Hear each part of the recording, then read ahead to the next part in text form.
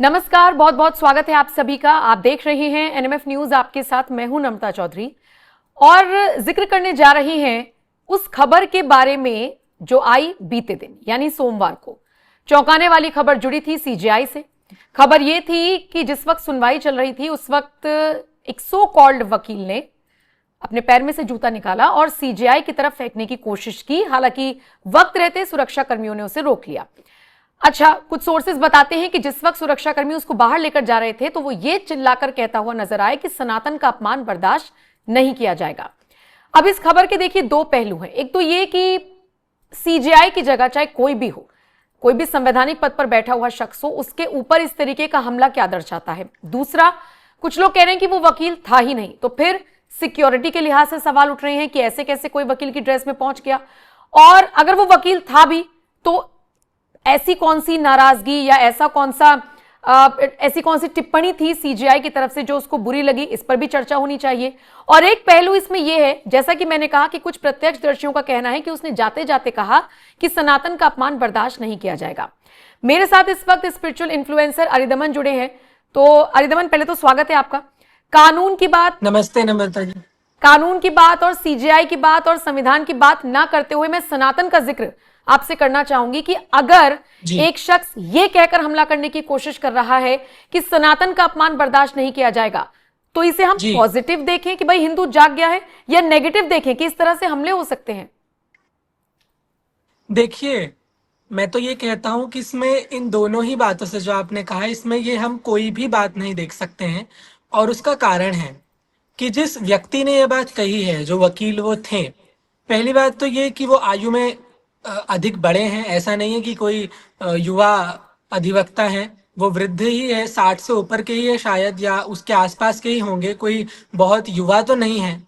और दूसरी बात, उन्होंने कोई समूह के साथ ऐसा नहीं करा जितना मैंने सुना है। अभी तक जो मेरे को पता चला है वो यही है कि उन्होंने ये नारे लगाए और उन्होंने अपना जो है ये बातें कही, और जो भी वहां पे उन्होंने अराजकता करी कोर्ट रूम के अंदर, ये उन्होंने करी। तो पहली बात तो ये कि उनका प्रतिनिधित्व सारा हिंदू समाज तो नहीं, वो सारे हिंदू समाज का प्रतिनिधित्व तो नहीं कर रहे हैं, और हम तो ये जानते भी नहीं थे कि वो व्यक्ति है कौन। और दूसरी बात, उनकी आयु भी अधिक है, तो किस आक्रोश से उन्होंने ये करा, ये बात भी बहुत देखने वाली है। तो हिंदू जाग गया है ऐसा तो मैं नहीं कहूंगा, क्योंकि ऐसी जागृति की हमें आवश्यकता नहीं है। बिल्कुल, अगर हम जागृत होना चाहते हैं तो प्रदर्शन करने के अनेकों ढंग हैं। प्रदर्शन करने का यही ढंग नहीं है कि हम जाकर के अंधाधुंध कोर्ट रूम के अंदर जाकर के इस प्रकार की शब्दावलियों का प्रयोग करें या इस प्रकार से वहां पे हम एक शोरगुल करें। यह नहीं है, फिर हम में और अन्य लोगों में कोई अंतर रह नहीं जाता है। तो मैं ये समझता हूं कि हिंदू जागृति की इसमें बात नहीं है। हाँ, उनको आक्रोश था, और उसका प्रदर्शन जो उन्होंने करा वो मुझे लगता है वो सही ढंग से नहीं करा। वो अन्य ढंग से उसका प्रदर्शन कर सकते थे और उसमें उनको अच्छे उसके फल भी मिल सकते थे। हो सकता था कि उनकी बात सुनी जाए, लेकिन उन्होंने यह नहीं चुना और अपने ही तौर पर खड़े होकर के उन्होंने यह हंगामा जो है कोर्ट रूम के अंदर करा। तो मुझे ऐसा नहीं लगता है कि कोई जागृति इससे हुई है, लेकिन हाँ, उन्होंने उस पद की मर्यादा को तो नहीं रखा है। लेकिन अरिदमन, कुछ वक्त पहले हमने चर्चा भी की थी, सीजेआई की तरफ से एक टिप्पणी की गई थी जब एक पिटिशनर वहां पर पहुंचते हैं, कहते हैं कि वो खजुराहो के जो मंदिर है उसमें विष्णु जी की प्रतिमा खंडित है, हम वहां पूजा नहीं कर पा रहे हैं। तो टिप्पणी सीजेआई की तरफ से ये थी कि जाओ जाकर अपने देवता से ही कह दो, जिस पर आपने और मैंने डिस्कशन किया था। तो ये मुद्दा बताया जा रहा है कि ये जो शख्स थे ये उसी चीज से आहत थे। जी जी, मैं वही कह रहा हूं कि देखिए, आक्रोश तो सबके मनों में था, और मैंने तो खुला बोला ही था, और यहाँ इसी आपके ही न्यूज चैनल पे मैंने ये बात बोली भी थी कि सीजेआई जब इस पद पे बैठे हैं तो ये उनके लिए बिल्कुल भी अनुकूल नहीं है कि वो अपने निजी मतों को या अपने निजी सिद्धांतों को ऐसे सामाजिक तौर पर उस पद पर बैठ करके बोले, क्योंकि करोड़ों लोगों की आस्था का यह प्रश्न है। और ये बिल्कुल सही है, मैं आज भी यही बात कहता हूँ। इस आक्रोश का एक और कारण जो मैं ये कहना चाहता हूँ वो यह भी है कि इतना हंगामा होने के बाद, अगर मैं सामान्य रूप से पूछूं, अगर कोई और समुदाय होता या कोई और धर्म होता और उनके प्रति ये बात करी जाती, तो पहली बात तो हंगामा बहुत बड़ा होने वाला था, बहुत बड़े प्रदर्शन होते।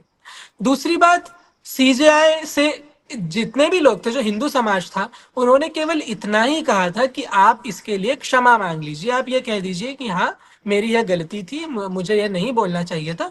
और यही एक सभ्य व्यक्ति को करना चाहिए, और यही एक परंपरा है। जब हम कुछ कह देते हैं, चाहे उन्होंने उस मंतव्य से न भी बोला हो, तब भी लोगों की, क्योंकि आस्था का प्रश्न है, लोगों की भावनाओं का प्रश्न है, तो उनको क्षमा मांग लेनी चाहिए थी। या एक छोटा सा अगर वो ट्वीट भी कर देते, छोटा सा कुछ ये भी कह देते कि हाँ मैं इस पे आगे से ध्यान दूंगा, तो शायद ये आक्रोश नहीं होता। तो सफाई तो जैसा आई मैंने थी बोला उनकी, कि वो जो, सफाई आई थी उनकी, जी जी जी, उनकी सफाई आई थी। उनका ये कहना था कि भाई मतलब जिस जी इंटेंशन से लिया जा रहा है ऐसा कुछ नहीं था। उनका एक सफाईनामा आया था इसके बाद, पूरे विवाद के बाद। नहीं, लेकिन वही बात है कि जिस प्रकार से लोग चाह रहे थे, जिस प्रकार बिल्कुल। से लोगों के मन में था कि इस ढंग से वो अपनी बात को करे, वो चीज नहीं हुई। और बात ये नहीं थी कि उन्होंने सफाई नामा ही दिया मात्र, बात यह थी कि सुप्रीम कोर्ट के अधीन क्या नहीं हो सकता है। सुप्रीम कोर्ट सर्वोच्च न्यायालय है, वह न्याय दे सकता है। और जब आर्टिकल जबकि जब बात हो रही थी संविधान के, कि जहां पर ये कहा गया था कि जितने भी हमारे पुरातात्विक जो स्थल हैं, जो प्राचीन मंदिर है, प्राचीन महल है, उनका संरक्षण होना चाहिए। तो बात लोगों की मांग यह थी कि संरक्षण जो है वह भारतीय सिद्धांतों पर होना चाहिए। हम देखते हैं पाश्चात्य देशों के अंदर जब वहां के पुराने धर्मों की मूर्तियां म्यूजियम्स में रखी जाती है, उनके मंदिरों को एक दर्शनी के रूप में दिखाया जाता है, तो वह इसलिए दिखाया जाता है क्योंकि उस धर्म के अनुयायी उस देश में अब नहीं है। अर्थात अधिकतर लोग ईसाइयत को मानते हैं, पुराने जो पेगन धर्म थे उनको वहां पर अब लोग नहीं मानते हैं। लेकिन जब भारत की बात आती है, तो हमारे जो मंदिर है, जैसे खजुराहो का मंदिर हो गया या फिर अन्य मंदिर हो गए, विभिन्न जितने भी मंदिर हैं, ये सब मंदिर हिंदू धर्म के मंदिर है या जैन धर्म के मंदिर है। तो बात यह है कि आज भी इस ही धर्म के अनुयायी अधिकता में भारत में रहते हैं। तो इन स्थानों का संरक्षण भारतीय मुद्दों पर होना चाहिए। इस आशय को रखते हुए सुप्रीम कोर्ट में वह व्यक्ति गए थे, उन्होंने अपनी पिटीशन जो है वहां पर दी थी। लेकिन उस प्रकार का उत्तर या उस प्रकार का जजमेंट उनके माध्यम से नहीं आया, और और टिप्पणी सफाई और आ गई। ऐसी नहीं आई कि लोगों को संतुष्टि हो। हम्म। तो ये वही आक्रोश था मुझे लगता है, और आक्रोश गलत ढंग से उन्होंने, जो अधिवक्ता थे, क्योंकि उनकी आयु अधिक है, तो गलत ढंग से उन्होंने इस आक्रोश का प्रदर्शन करा, जो कि उचित नहीं है। वो अधिवक्ता हैं, ये आप श्योर हैं? क्योंकि बहुत सारी रिपोर्ट्स में कहा गया है कि वो अधिवक्ता थे भी या नहीं थे, पुष्टि नहीं हो पा रही है। अच्छा, ये तो मैं भी नहीं जानता, क्योंकि मैं भी हाँ उस मतलब कोर्ट में तो निश्चित ही कार्य नहीं करता हूँ। बिल्कुल लेकिन बिल्कुल, हाँ, अब वहां जहां से तक जो अभी तक रिपोर्ट्स आ रही बात आई है, हम्म। जी, ये कहा, यही कहा जा रहा है कि वो एक अधिवक्ता थे। और अच्छा। फिर दूसरी बात यह भी आती है कि सुप्रीम कोर्ट में वो अगर वहां एज एक वकील के तौर पर वो वहां गए हैं, तो निश्चित ही उनका कोई आइडेंटिटी कार्ड रहा होगा, या सही कुछ ना बात है। कुछ तो होगा जो एक वकील की तरह वो वहां पेश हो रहे हैं। ठीक। तो जो भी है वो तो जांच का विषय है। लेकिन मेरा कहना केवल इतना है कि सीजेआई गवई के स्थान पर कोई और भी व्यक्ति उस पद पर अगर आरूढ़ होते, उस पद पर बैठे होते, तो इस प्रकार से प्रदर्शन बिल्कुल ही अनुचित है। हाँ, मैं ये बात मानता हूं कि सनातन धर्म की आस्था पर जो बात हुई थी, लोगों के मन में आक्रोश था, परंतु उसके अनेकों ढंग हैं, अनेकों प्रदर्शन के ढंग हैं। आप अनशन कर सकते हैं, और वकीलों का तुम जानते हैं आए दिन हड़ताल होती रहती है किसी न किसी बिल्कुल विषय पर। बिल्कुल तो अगर बिल्कुल। सबकी सम्मति बनाई जाए और फिर वहां पे एक प्रकार का प्रदर्शन करा जाए, तो मुझे लगता है कि उनके जो भी उनकी मन में बातें होंगी, उसका सम्यक उत्तर उनको कोर्ट के माध्यम से आता। लेकिन उन्होंने सीधा हिंसात्मक तरीके को चुन लिया, ये उनके द्वारा जो है गलत कदम उठाया गया। एक आखिरी सवाल अरिदमन, ये समझना चाहूंगी कि अब देखिए, अब सनातन को लेकर जो टिप्पणी की गई है, भगवान विष्णु को लेकर जो टिप्पणी की गई, उससे मान लीजिए जी कि ये वकील आक्रोशित थे और इन्होंने जो कुछ किया वो गलत है, जी ये आप भी मान रहे हैं, मैं भी मान रही हूं, और बहुत सारे ऐसे जी तबके हैं, ऑलमोस्ट ज्यादातर लोग इस चीज को एक्सेप्ट नहीं कर रहे हैं। दूसरी तरफ आई लव जी मोहम्मद के नाम पर जिस तरीके से सड़कों पर बवाल काटा गया, उसके बाद से लगातार योगी आदित्यनाथ को धमकी दी जा रही है। कोई कह रहा है मार देंगे, कोई कह रहा है जी गाड़ देंगे। उसे एक तबका जी एक्सेप्ट क्यों नहीं करता कि वो भी गलत है? आप मतभेद आपके हो सकते हैं, लेकिन सड़कों पर उतरकर आप ये सब नहीं कर सकते हैं। जी जी, बिल्कुल बिल्कुल। और बात यह है ना कि एकदम से ऐसी बात उठा लेना, अभी आप देखिए जांचों में पता चला था कि कितने लोगों के आने की पूरी एक रणनीति थी, बिल्कुल कि इतने प्लानिंग की लोग गई अलग थी। अलग मस्जिदों में इकट्ठे होंगे, कहाँ कौन पत्थरबाजी करेगा, कौन क्या करेगा। तो ये तो पूरा एक षड्यंत्र है। रही बात आई लव मोहम्मद नारे की, तो देखिए, मेरे आदर्श राम है, किसी के आदर्श पैगंबर मोहम्मद है, किसी के आदर्श ईसा मसीह है। वह उनका निजी मत है, उनका निजी स्वातंत्र है। लेकिन उनकी आड़ में आकर के आप पत्थरबाजी कर रहे हैं, आप पूरी प्लानिंग कर रहे हैं कि कैसे प्रदेश के अंदर अराजकता, और प्रदेश के अंदर ही नहीं पूरे भारतवर्ष में अलग अलग स्थानों में ये एक ही प्रकार की सेम स्लोगन, सेम पोस्टर वाली रैलियां निकाली गई। और आश्चर्य तब होता है कि आप जब हम कावड़ निकालते हैं या जब हम पालकी निकालते हैं, जब हम कोई और भी यात्रा निकालते हैं, भागवत कथा की यात्राएं निकलती हैं, तो हिंदू समाज की ये जो परंपराएं हैं ये नई नहीं है।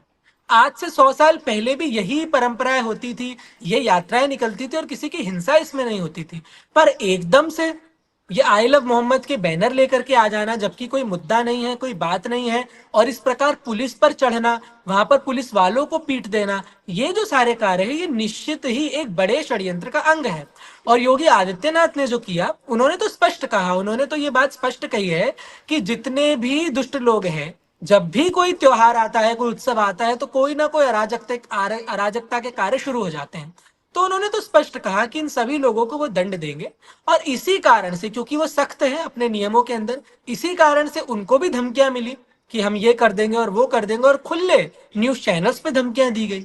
मुंबई के अंदर मैंने सुना कि लोगों के गाड़ियों पे, बाइकों के ऊपर आई लव मोहम्मद के स्टिकर्स लगाए गए। अगर उनमें से एक स्टिकर फट जाता है, या कोई व्यक्ति उस स्टिकर को निकाल देता है, या वो स्टिकर रोड पे गिर जाता है, तो कितने बड़े दंगों की संभावना हो जाएंगी, ये मैं भी जानता हूं, आप भी बिल्कुल। जानती हैं। क्योंकि फिर ये होगा कि अपमान हो गया।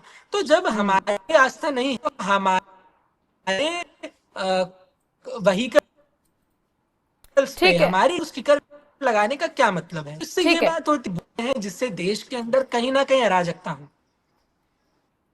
ठीक है अरिदमन, आपके ना नेटवर्क इशू कर रहे हैं, लेकिन मुझे लगता है कि बहुत हद तक दर्शकों को ये बात समझ में आ गई होगी।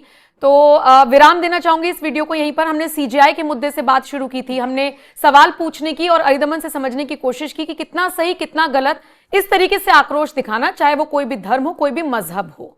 अब आप इस पर क्या राय रखते हैं कमेंट सेक्शन में जरूर बताइएगा। अरिदमन, मेरे साथ जुड़ने के लिए आपका बहुत बहुत शुक्रिया, और बाकी ये वीडियो अब आपके हवाले, बताइएगा जरूर।